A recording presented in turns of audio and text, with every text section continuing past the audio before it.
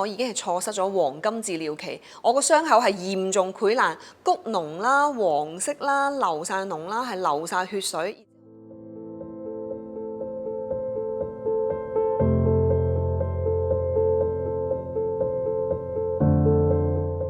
Hello， 大家好，我係楊卓娜。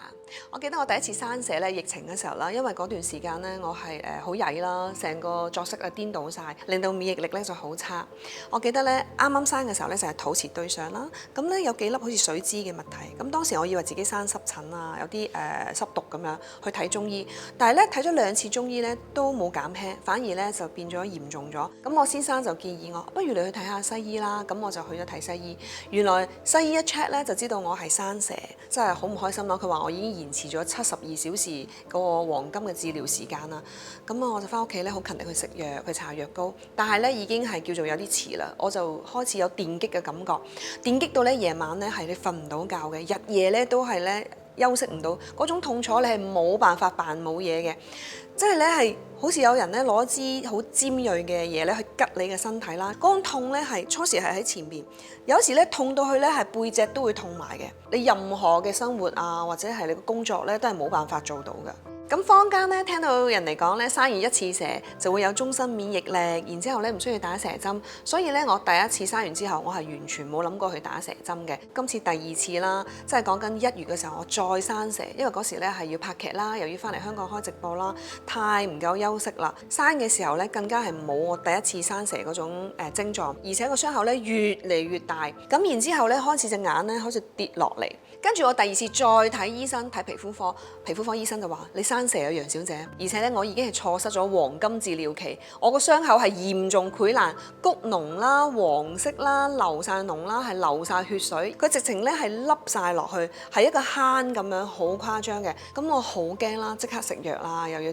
搽藥膏啦，好遺憾，我真係咧太遲啦。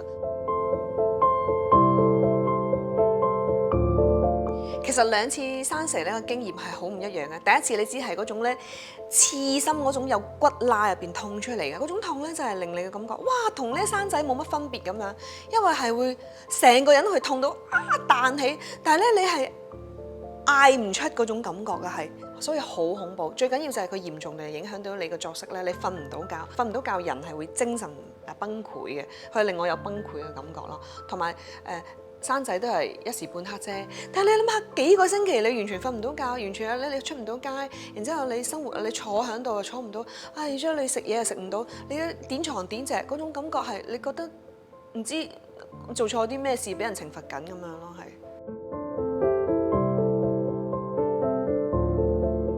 第2次嘅生蛇嘅後遺症就係因為當時咧忽略咗佢係生蛇啦，咁變咗咧個傷口咧感染得好嚴重，凹陷啦，好多黃色嘅膿啦，流晒血啦，所以而家咧嗰個傷口咧仲留喺度，而且都仲係好明顯咯。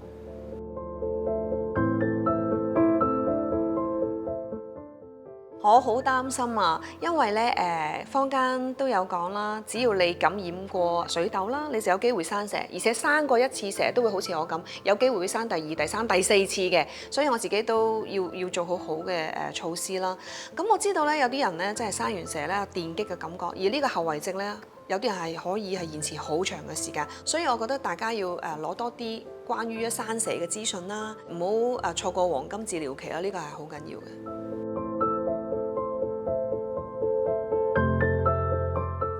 咁啊，梗係咧要提大家要打蛇針啦。我就係一個典型嘅例子，我冇打到蛇針，所以我生完又再生，同埋而家個蛇針咧覆蓋率已經好好噶啦，所以我會建議大家記得提身邊嘅朋友，尤其是上咗年紀咧，一定要打蛇針啦。就算後生都真係唔好輕率，同埋個後遺症實在